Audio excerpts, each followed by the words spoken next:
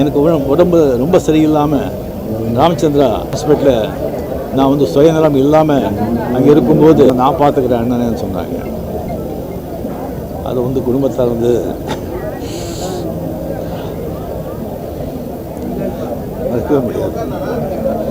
அதே மாதிரி ஒரு வாட்டி சிங்கப்பூர் மலேசியா நடிகர் சங்கம் ஷோக்காக போகும்போது மலேசியாவில் வந்துட்டு எல்லாம் முடிச்சுட்டு வரும்போது நான் எல்லாம் பஸ்ஸில் ஏறிட்டாங்க. நான் வந்து கொஞ்சம் வரும்போது கொஞ்சம் நேரமாச்சு. ரசிகர்கள் அவங்க எல்லாமே ரொம்ப சூழ்ந்துட்டாங்க. மீடியா இல்லாமல் வரவே முடியல. ஒரு 5 நிமிஷம் திண்டாடுறேன்.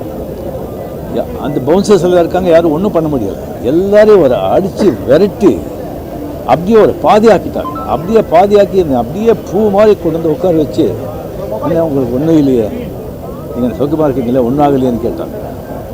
அந்த மாதிரி ஒரு ஆள் கடைசி நாட்கள் அவர் பார்க்கும்போது ரொம்ப கஷ்டமாக இருக்கும்.